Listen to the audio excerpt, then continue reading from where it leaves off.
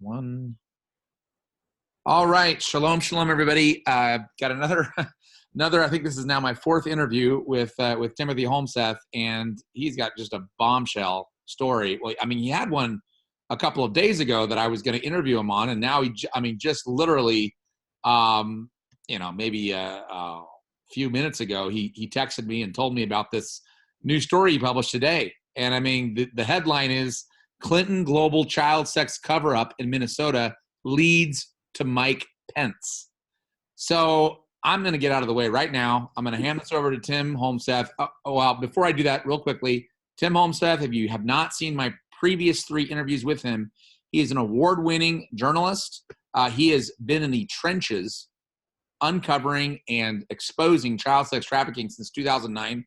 He's been very heavily harassed, not legally, but harassed in a lot of other ways. And so without further ado, I'm going to let Timothy take over and tell us about this bombshell story he just published. Thanks, Daniel. Yeah, great to be with you again.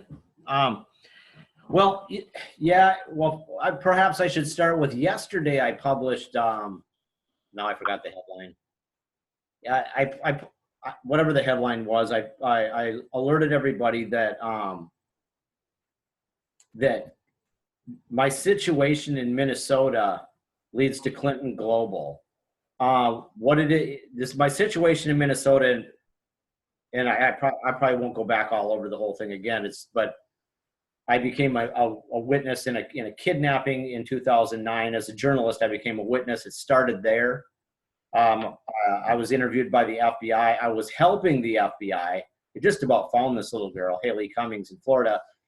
And then the police in East Grand Forks, Minnesota, Polk County, Minnesota, they secretly began to conspire with a CNN journalist that was working with this team of basically CIA kidnappers and child procurers. And they begin to secretly conspire on how they could stop me. And that's literally stated in emails. Like, you can go on my website, timothycharleshomseth.com. You'll find, peruse the website. There's all kind of stuff. But you'll see they were actually talking about this secretly on private emails, like, how do we stop him? And the reason they had to stop me was because what I had found out. But what I ultimately found out was much more than just about the kidnapping of the little girl. They had created child pornography of this little girl. But as it went on, I learned that this was a CIA child trafficking operation. They were stealing kids, and they had routes all over the world. And they were moving them through the U.S. Embassy, and everybody pretty much knows what child trafficking is and why and what it's for. So that was like almost 10 years ago.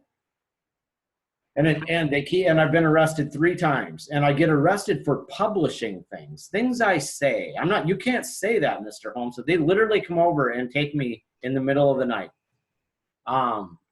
So that leads us up to where we're at. And yesterday, and it's in court now. And so, yesterday, I published that there's 7 attorneys that conspired with Clinton Global, operatives of Clinton Global. They're running this child trafficking network. And these 7 attorneys, and I named them all. I mean, when you go there, you're going to see their names. I'm not going to try to recite them because I might forget one. But it's the county attorney here. It's the city attorney in East Grand.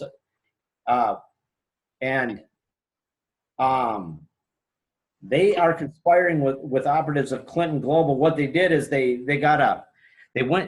couldn't stop me legally because I hadn't done a dang thing wrong. I'm just a journalist, and I found out way too much.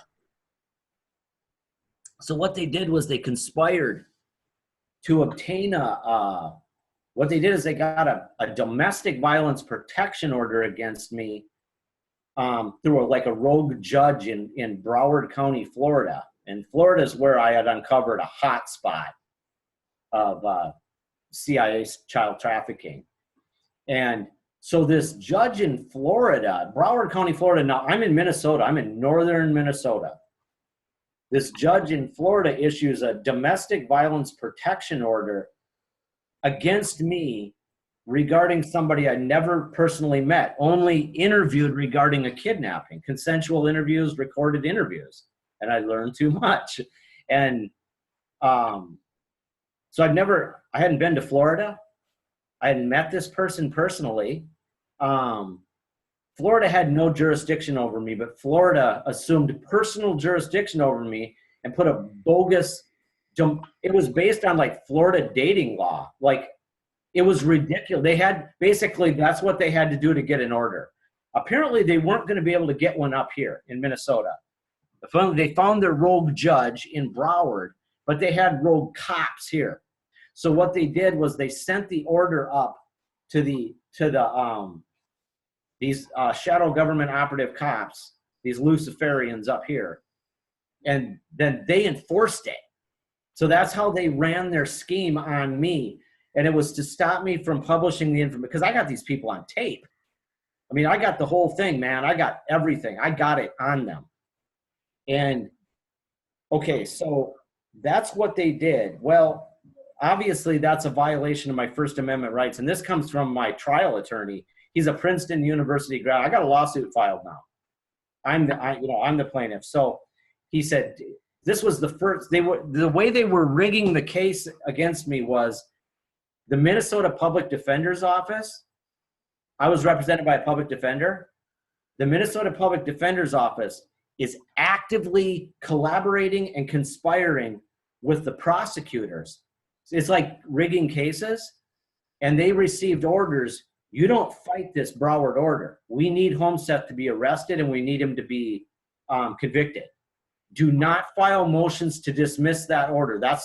So my first two attorneys, every time they were arresting me, my attorneys would not file dismissal motions, and they'd rig it up and force me to do things and force me to take things off the web, and they were trying to set me up. They were doing all kinds of stuff.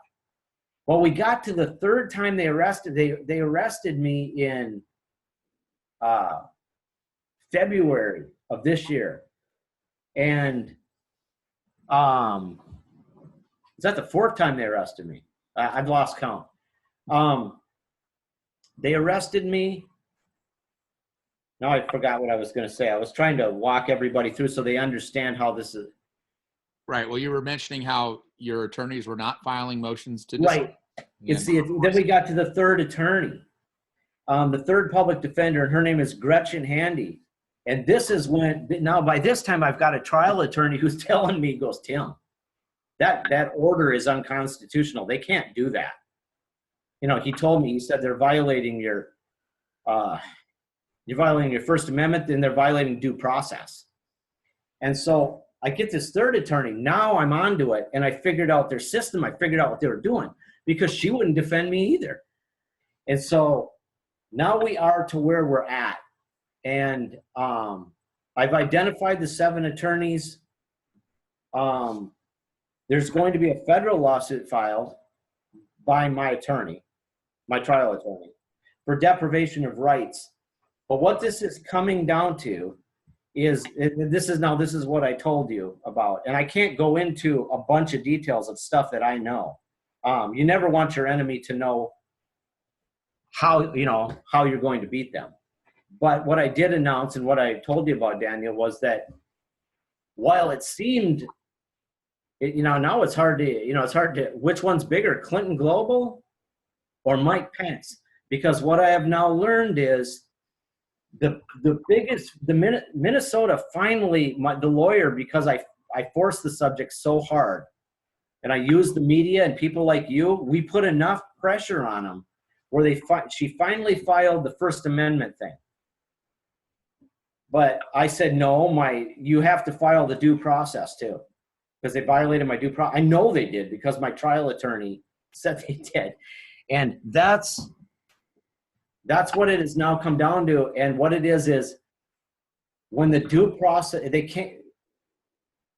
when the truth about the due process comes out, it's going to lead to the former governor of Indiana, who's now the vice president, Mike Pence. So I'm assuming that how exactly this leads to him, you can't really get into, because you don't want to reveal to your enemy what's happening. But can you dance around it at all? Can you? Well, I mean, there's a lot of stuff that I've already published that people know. Like the matters involving me had a huge involvement from Indiana. The first, I've said it before, but I'll say the name again. Specialized Investigative Consultants Incorporated in Mishawaka, Indiana, is run by a woman named Tina Church. That's the president. She's supposedly a private investigator, but she's not a private investigator. She's a criminal. She's a trafficker. It's like one of these weird shadow government freaky things. Like they're the ones that gang stalk targets. They're the ones that plant evidence on people. In my case, the Haley Cummings kidnapping happened Haley was vanished in February of 2009.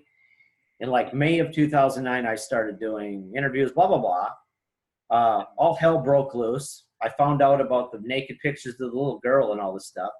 But by 2011, they were developing a plan to try to frame me. And basically it was almost like the Stephen Avery case when you look at it, because they carefully were trying to put evidence around me. And they were going to set me up for kidnapping, creation of child pornography, rape, and murder of Haley Cummings. And here's where Indiana comes into it. Tina Church conspired with police in East Grand Forks, Minnesota. They got a little plan together to create a paper trail to try to make it look like I had said that I had that little missing child in my home. So what she did is she called, well, first her and a little weirdo named Levi Page telephoned me on the phone, and they were asking me all these questions and harassing me like they always did. And when they got off the telephone, first while they were on the phone, they accused me of having Haley. They just accused me of it. Get off the phone. Tina Church called the East Grand Forks Police Department and filed a report and said that Timothy Holmseth just claimed to have Haley Cummings in his apartment. They sent police officers over here. My children were with me. So the cops have to come in and, make sure I don't have Haley. I mean, after all, she's only been missing for 2 years, right? So, and she vanished from Florida. I'm in Minnesota, never been to Florida. Yeah, right, I have her in my apartment, right? So, but the reason they did that, Daniel, was to create a police report, making it look like, oh yeah, look here, that Holmseth, he once claimed he had her, because they were executing a plan that went out more into the future. Okay, now they got that police report. Simultaneous to this, I kept having police officers coming over and knocking on my door. And I'd go to the door and answer it, and they go, you smoking marijuana in here? No, I don't smoke. I don't. I'm used to be an alcoholic, but I've been sober for like 23 years. But I thought that was weird. Like, why do you keep coming over and asking? I thought they were just harassing me. I mean, there's a learning curve on this crap for me. Like, I guess they're just harassing me. No, I figured out later why they did it. They needed the police reports, so when they went to get a warrant for my computer, they could convince the judge that I was a drug dealer. You can go to my website because I've created a page on it. It says, if you go to the link called Making a Murderer in Minnesota, the folks can look at that and they can see the documents. I walk you right through it.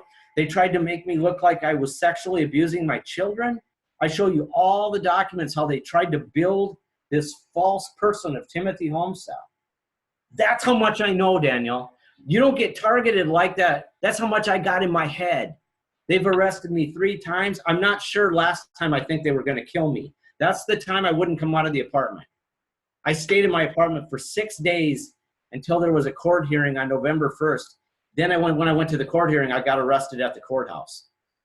I honestly think I saved my own life by not coming out. And I honestly think that all the people out there, people like you, people like Lunacy on his channel, Sarah Westall, I shouldn't name people because I'm going to miss somebody. But it was the independent media and the Christians and the patriots. I honestly believe that all you people kept me alive because, shit, I get going when I'm talking about it. I mean, shit gets real, very real when I start remembering.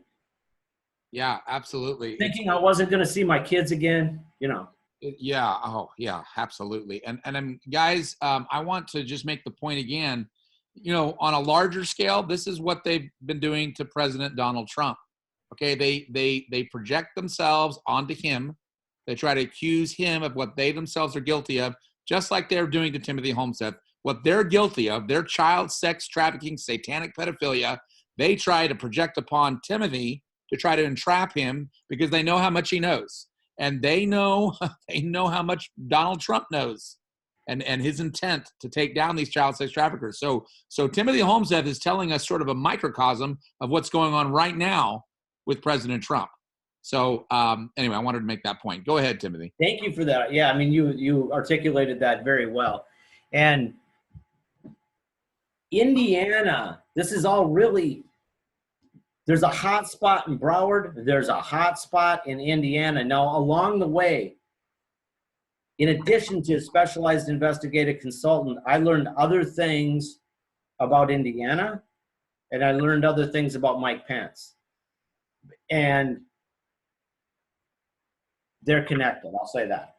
Well, they're connected, and that's why any due process,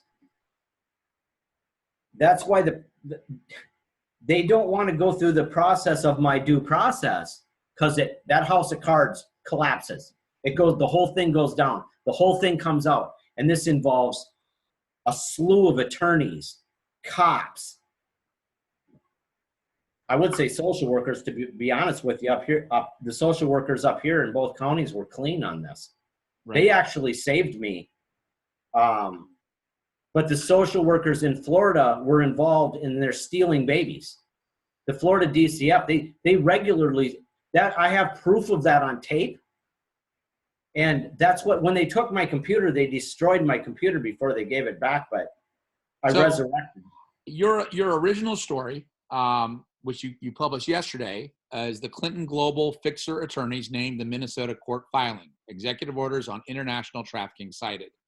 And so you have 7 attorneys here that you've named. Ronald Gallstad, Kip Fontaine, Michael Laporciere, I'm not sure if I'm pronouncing that right, Bruce Ringstrom, Gretchen Handy, Greg Widseth, and Christine Kohler. Okay, you've already mentioned Gretchen.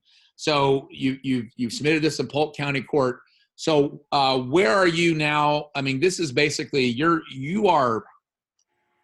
filing this against the Clinton Global Network, right? I mean, this is directly against Hillary Clinton, correct? No, not yet, because the filing that I published there, that's actually a memo that I had to send in to the Polk County judge, because I'm trying to terminate Gretchen Handy, but she's playing 1,000 games with me because she's connected to this thing.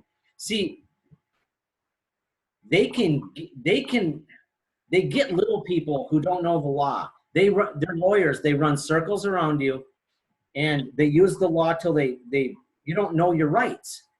Well, I've got a big attorney, trial attorney that I can in a telephone. So their little game that they run on me don't work anymore. And she wouldn't tell me the process of terminating her. So what you're reading there that I published yesterday, I wrote to the Polk County Court because I need to know how to terminate her because she's trying to frame me. Okay. And I understand now. Yeah. I think what I was doing is I was confusing that with the story that you had actually sent to me 3 days ago, which was the federal lawsuit in Minnesota naming the Clinton Foundation. The federal lawsuit that's going to be filed against these attorneys is going to name the Clinton Foundation. And what I updated that today, it's going to lead to Mike Pence. Right. I mean, I thought Clinton Foundation was big, but they're all tied together. So in this original story that you published, looks like 3 days ago, back on the 28th of December, so Holmseth's lawsuit will include proof of conspiracy between government officials and private entities, including agents of the Clinton Foundation, Clinton Global. So have you, I'm just curious, and I don't know, so I'm just asking this for the first time. Have you spoken at all to those two the two witnesses that testified on Capitol Hill who have been doing all this, research on the Clinton Foundation down in Arkansas? No. Okay. So this is a completely different, what's fascinating about this is that it looks like all these different things are coming up against Hillary Clinton, because there's another thing floating around right now. Looks like a federal indictment out of New York, although when I went to the bottom of the document, it looked like it was a common law. It's a common law grand jury. This is actually something you're submitting to the, to the courts, to the. This is real. Yeah, this is real. Admiralty courts that we're under right now. And this is something that, so tell us a little bit more about exactly what what goods you have on the Clinton Foundation. Let's start with that. Well, it's a long story. I mean, there's Clinton Global, Clinton, and the Clinton Foundation. They're like they had so much money. They're funding this huge web of their activities, and that's what I ran into. And I uncovered the activities of child procurers that it's very likely that they were procuring children for Epstein. They actually tried. They tried one of their little shadow gov moves on me a couple of years ago. An attorney from Arkansas. He tried a little move on me. It's hard to explain, but he was working for the Clintons. He was going to try to. That's hard to. He tried to sucker me, but it didn't work. But they'll come at you from every direction. They got endless money. If people want to know what I tangled with,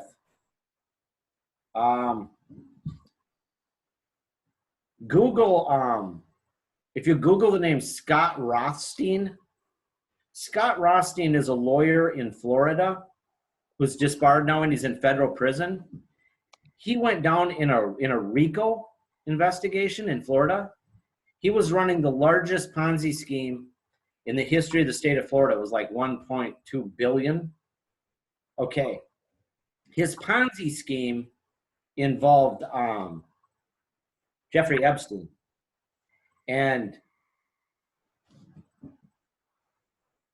I have emails. I got to be careful now because you got to remember there's things that I can't say or I get arrested. But I have emails, official law office emails, we'll say that, of somebody talking to their client. Right. And in the CC line is Timothy Holmseth and Rothstein, Rosenfeld, and Adler. That's that law firm. I wish I could say more details, but I can't. And out of respect for the Minnesota court, I'm not going to. But so he, okay. So he's connected with Epstein. Of course, we know about Epstein and the diabolical child sex trafficking and pedophilia that he's been involved in. And this all leads back, of course, to the Clinton Foundation that you're naming here as an agent, which I think is fascinating. And so as you're going after the Clinton Foundation, they have interfered with your due process, and you're saying that this interference is directly going to lead to Mike Pence. Particularly when he was governor in Indiana.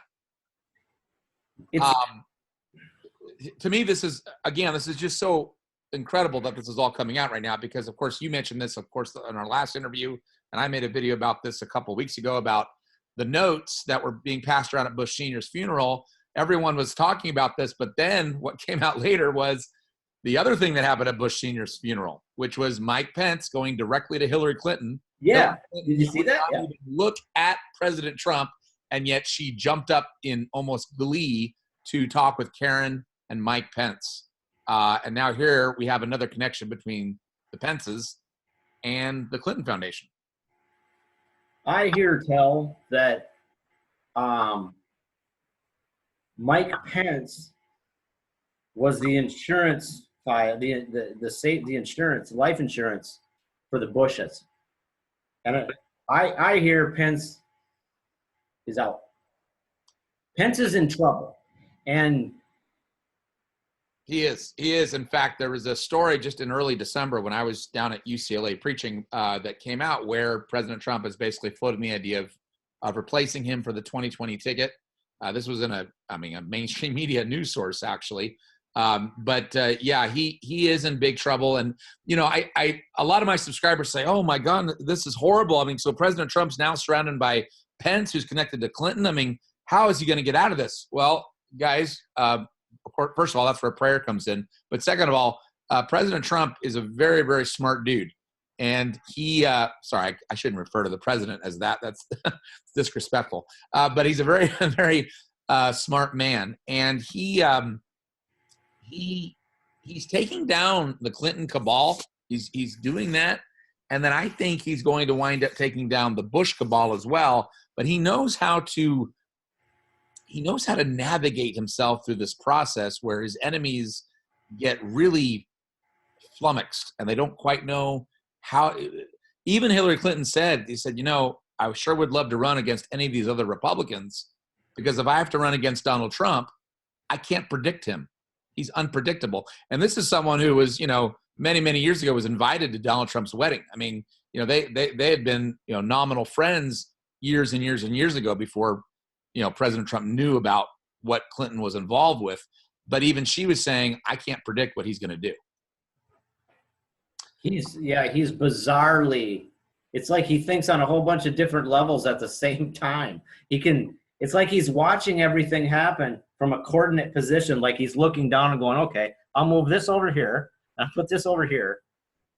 Yeah, War Drummer has mentioned that this is not talked about in the media, but War Drummer has mentioned how much of a avid chess player President Trump is and has been for a long time. In fact, he's trained Barron Trump to play chess, and even you'd have to go watch War Drummer's full documentation on this. But he, President Trump is at the level of almost like a master chess player in terms of just his abilities and how he's been training Barron Trump. But I think this is just fascinating. This is all coming out now. So just to make sure that I'm restating this correctly, and please correct me if I'm wrong, Timothy. So essentially, the due process that's being interfered with, this is going to lead to Mike Pence, but as of now, you can't really go into many more details about what that means.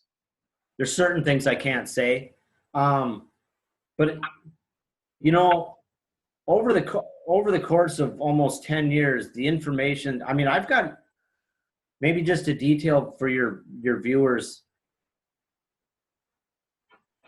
I got information about California. It was like I never know really where to start. Route lines into Mexico for children. Russia.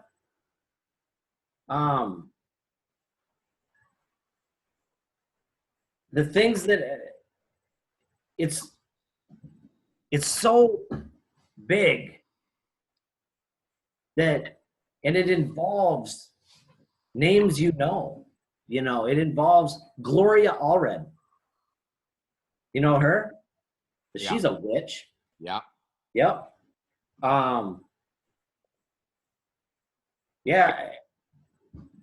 The trafficking of and it's not just it's also not just trafficking of children. It's also guns. The stuff that I know, I'm just trying to think of what I can say and what I can't say. I mean, for those of you who if I don't know how many of my listeners know, but Gloria Allred, okay, she's that big time women's rights attorney, I guess, for lack of a better. She doesn't really do anything. She's an operative, but go ahead. Well, yeah, I was just going to say, so some of you may not know who she is, but she is a fairly famous person, big time, women's rights attorney, and she is an operative. I know because I've looked at some of the comments in my previous interviews with Timothy Holmseth, and some of you guys are kind of cynical where you roll your eyes and you say, oh, operatives, huh? Guys, this is how the CIA works, and they've even admitted to this. that, you know, when you look at the official payroll of the CIA, that's not reflective of who's actually working for the CIA. They deliberately target and will hire a cook, a baker, a candlestick maker, you know, an attorney, okay, like Gloria Allred. If you don't think she's connected to the child sex trafficking CIA, then you're asleep. You just are. Go ahead, Tim.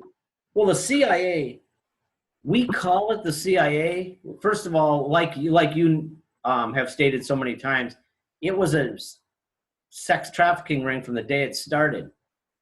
But it even got worse.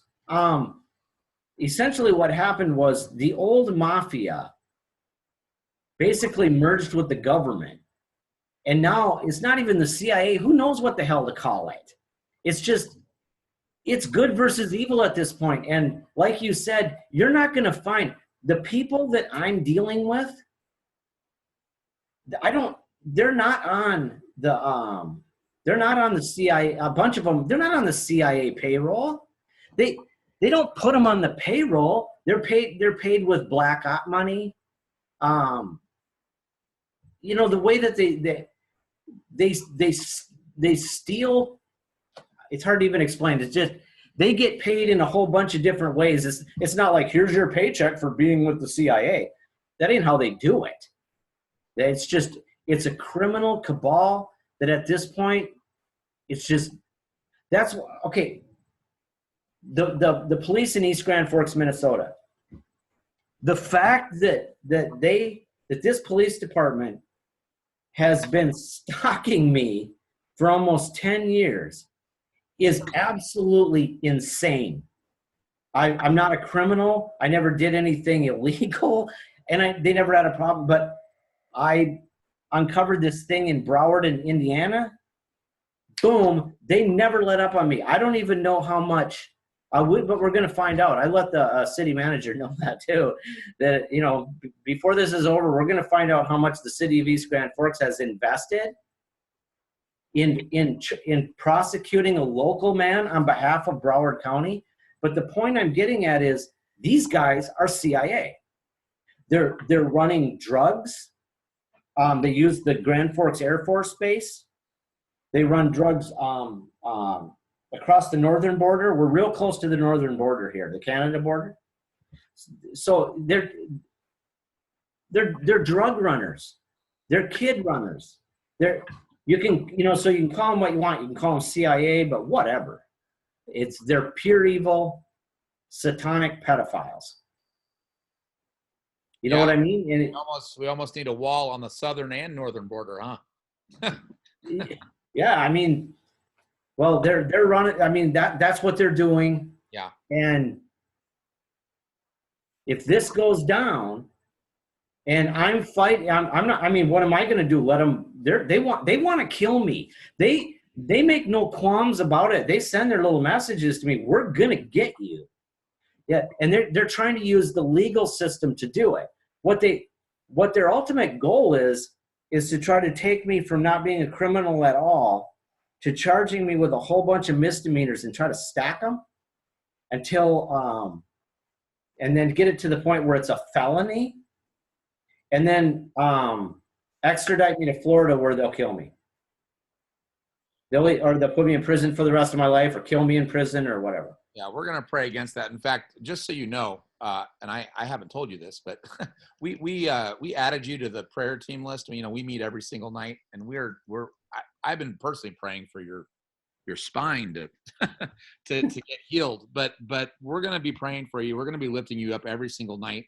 And you know, Yah's been really answering a lot of our prayers lately. So we're going to be praying for you and keeping you in prayer, and you know, Messiah is going to protect you. He's going to protect you. I appreciate that. I think a lot of people don't understand the power of that. I mean, I say this all the time, but I mean, I'm not just saying this. I have been sustained by my relationship with Jesus Christ.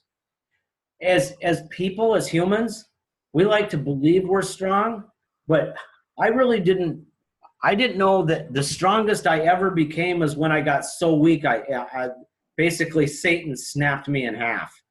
I actually died. I actually died back in, it was the last time I ever drank. I died and I went to hell. I talk about it in my book. That was, I just gave up. Well, to tell you the truth, Daniel, and this is in my book. Now, again, I'm going to try to say this. I'm going to try to not cry. But when I died, I had drank myself. I'll tell you how drunk I was. I wasn't just drunk. This wasn't drunk. I didn't die. I finally did get to the hospital. I'll explain that in a minute. But the doctor at the hospital, they put me in their little room, and the doctor came in the morning, and I was laying there, and I could kind of think, I could kind of hear him. He was going, oh. And he started bitching me out. And he just looked at me and he said, "You're going to die." And he bitched me out. Like he was trying to reach me. He said, "You're going to die." He said, "When they brought you in last night, you were able to tell us your social security number. You knew your birthday." And he said, "But your blood alcohol content wouldn't even register on our digital lab equipment."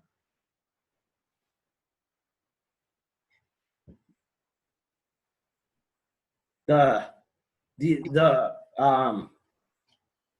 digital lab equipment reads up to 0.49, and I was still alive. I'm not a big guy. That's the shape I was in while I was dying. So if you look at the chart, if you look at the BAC chart, it'll show you the condition of the body. Once you're this drunk, you're stumbling. You're this, you're passed out. You're this. When it gets to the part that I told you, it just says dead. I was dead, and I went to hell. For real. I went to hell, and while I was in hell, it's pitch black. There's no light. If there's anything you know about hell when you get there is, where's the light? Where's the light? Because you're hovering in nothing. Where's the light? And then demons are shooting. I can't explain it. I explain it in my book. It's so horrible. I wouldn't wish it on my worst enemy. But while I was there, I started begging Jesus, "Please don't leave me here." And 3 times, I'm saying this because this is not even easy to talk about. Anybody listening, please believe me. 3 times, Jesus Christ brought me back to my body. And each time I went into my body, I came up and I knew I was dying. And I couldn't move because I didn't have any strength left. I was trying to give myself CPR. Anyway, 3 times. That Jesus Christ is real, and he brought me back to my body 3 times. It took me about a day to get from my bed. I finally fell off the bed. I couldn't get to the phone. I finally got to the phone, and I finally managed to hit 911. And they came with the ambulance, and then the doctor, the rest of the story. So for anybody that, if you have any doubts, I don't have any. I wish I could be the guy that's telling the story how great heaven is. I never been there, but I believe in it. Because if heaven is the exact opposite of hell, I can only imagine. You know what I mean? I can't even imagine how awesome it's going to be. Because if just whatever, give it up. If you've got something in your life that's keeping you, I'm not a preacher or anything. It's real. You could bring up to me the person that I hate the most in the world. I try not to hate anybody. And they say, "Hey, Tim, you can have this person put in hell right now." I'd say, absolutely not. I don't want anybody to go there. It's horrible. So, and, people wonder too why I do this. Well, I've told this story before too, but I'll tell one more story about God. I sobered up, and I sobered up, and the whole kidnapping stuff hadn't happened yet, and I learned I was going to be a father again, and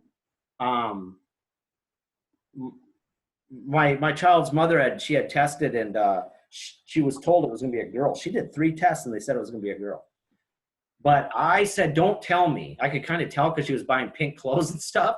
But I said, don't tell me. I don't want to know.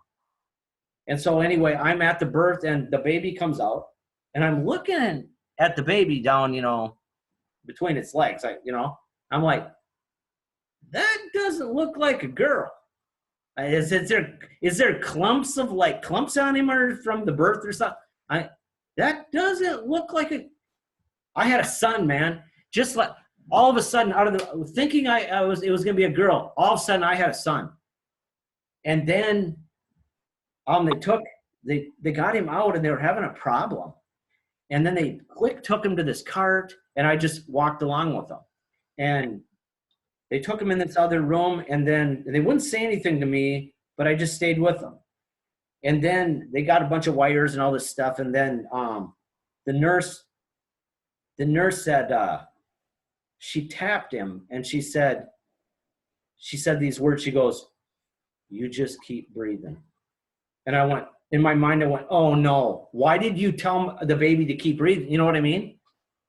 Like he's already, what? And he's like he's fighting. And then they finally told me blah, blah, blah, blah, blah. And they said, what I can tell you is I remember I went in this room, and I know you can't deal with God, Daniel. You can't make deals with God. He doesn't deal. I know that. But I told God that day, I started writing a letter. I had a Bible with me, and I was writing a letter to my son and to God or something. I still got it, but I just told God, I said, if you just let me have my son, just let me have him. Don't make me experience this little living baby die. If you just let me have my son, I will do anything you tell me to do. For the rest of my life, I swear to God, if I don't want to do it, I'll do it. Just let me have him. And my son, they took him in an airplane. They took him to Fargo, North Dakota. He was in intensive care for 3 days. I got there. I sat with him, and he lived. And so when I think that and God tasked me with what I'm doing, and I'm going to do what he told me to do. But when I think that they're taking these babies and they're eating their hearts and their pineal glands, and they're torturing them for adrenochrome, that's why I do this. People go, geez, don't you think maybe you should lay off? Maybe you should take that off the way. I don't know. Yeah, you can't do it when our children, those little babies, I can't imagine a more important priority than that, to protect them. And your story is very touching. Thank you for sharing. You can in a sense make deals with God, because Hannah, she cried out to become pregnant, and she said if she did, she'd devote her son to the temple. And of course that's how we got Samuel. So very similar to what you did. And now that we're in the season of Hanukkah, we have the Maccabees who pledged and said, okay, we're going to give everything we can to you, Yah. We're going to obey your word. Will you please help us against this impossible task of driving this vast empire back? And he did. And so I think he's already blessed you by giving you your son. And I know you have more than one child, correct? You have children. 3. Yeah, 3 children. 3. So bless you mightily, and continue to bless you as you, along with many of us, are trying to drive back this vast empire of these satanic pedophiles. It really is a good versus evil type of situation. And by the way, I just found out the other day I'm going to have my second grandchild. Just found out. So. Wow. Well, congratulations. Yeah. when I talked about what I just talked about, like, you know, I'm not trying to cry the blues to people and stuff. I want to tell people my story. I try not to cry, but it's hard. It's still hard to this day. But having said what I said, to be honest with you, Daniel, one of the things that I really respect about you is I'm like, hey, folks, you know, I see, you know, people say crap about me. They say crap about you. Well, Jesus said that was going to happen, by the way. He said they hated me first. But I'm like, hey, folks, I couldn't do the street minister thing. I wouldn't. It's not like I'm not that much of an extrovert or whatever. But I'm like, folks, do you realize what Daniel's doing? Like, you're a very extraordinary man that you can go stand in the public square and do that. And, you know, the ridicule that I'm not there. I don't see it. I just know that you must face ridicule. You have to argue with people. I mean, I couldn't do it. I don't even really understand how you do it, but it can't be easy, and yet you do it. And so, and I'm thinking, I know Daniel's not getting rich, but there's no money in this. So I know Daniel's not getting rich, so there must be something that drives you to do it. I feel like, I guess I believe that you believe you're doing what God has told you to do. It's not easy. It's not easy to do. Yeah, just like I know you're doing that as well. You know, people need to understand that we're driven by love. That's what drives us. And you know, our culture today has so misrepresented what true love is. I mean, love is you get into the battle and you fight and you make war against these enemies. Particularly, I mean, again, like what you just said, what greater cause is there than to defend these little innocent babies who are being harvested and trafficked and just, I don't even want to repeat it anymore, but you know what I'm talking about. It's just, I can't imagine a more important cause to be fighting for. And that's also why I like to have you on. And by the way, folks, again, I'm going to post the specific links to the different articles he's written, these three that we've talked about, but also a link to his website directly where you can support him and help him, because this is his full-time career. And I want people to do that, to help him, because I have a great deal of respect for Timothy Holmseth and all that he's done. Timothy, I know it's not quite an hour that we've been here. I'm trying to get some preparations ready for, well, Hanukkah's actually already started. So happy Hanukkah, but I'm trying to get preparations because I got a big time prayer meeting that I'm planning for tonight, and also some celebrations as well. So I want to give you any final words that you'd like to just say in regards to what we've talked about. I think the last thing I would say would be, although when I talk about it, and it sounds like it's hard, it reminds me of the story in the Bible. Remember how they kept grabbing Paul wherever he went. They'd take and they whipped him. I mean, from what I heard, it sounded like his body was like basically scar tissue, because they whipped him. And there's that part in the Bible where he was singing while they were beating him, and somebody said, how can you be singing, while this is happening to you? And he said, because I'm so honored that the Lord would allow me to suffer like this in his name. And I've always liked that story. I always remind myself of that this is a great reward for me. I was not the greatest person when I was young, and I think God's given me a chance to make it right.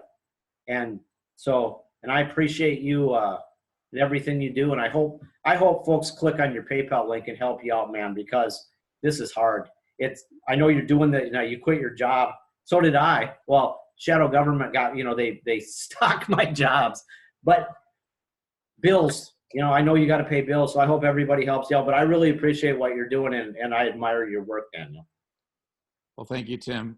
Guys, thank you all for watching this interview. And remember, just like what Tim says, this isn't popular to preach. It's not the gospel that a lot of Americans at least hear, but, although he fills us with his peace and joy, which is priceless, he doesn't promise a rosy life. what he does promise is persecutions, Yeah. persecutions, but with blessings as well. You get a lot of blessings, but those persecutions are definitely part of the part of the deal. And you see that in Apostle Paul's life. You see that now in modern times with Timothy Holmseth and all the persecution he's had to endure. I recommend people too, if you want to read a really good book, it's called The Fox's Book of Martyrs. And it actually documents in the latter first and second centuries, these believers that were literally under, the Roman Emperor Nero and then successive Roman emperors. These believers were literally tied to the stake. And as they were being burned as human torches because they believed in Messiah, they were literally singing praises to God. Now, how could somebody do that? That's mind-blowing. And yet that's the type of spirit of grace that comes upon those who are willing to stand and to fight and to be a standard of righteousness against this wicked, evil wave that has consumed our nation. Let's be praying for our president, who is also fighting this battle. Let's be praying for Timothy Holmseth and Liz Crokin and so many people that are out there fighting this battle. Fiona Barnett, who's a SRA survivor herself, praying for her, praying for everyone that's waging this war. And we will be. One other thing, Daniel, just to say, did it freeze up? No, I'm here. Oh, okay. When I can, I'll try to figure out what more I can say about Pence. I'm not trying to hold back, but I've also got a lawyer who's like, don't be running your mouth, Tim. You know what I mean? So, but as soon as I can release something, in fact, Daniel, I'll contact you first. Perfect. Sounds wonderful. All right. Well, thank you, Tim. And thank you, everybody else, for joining us. Happy Hanukkah, everybody. God bless.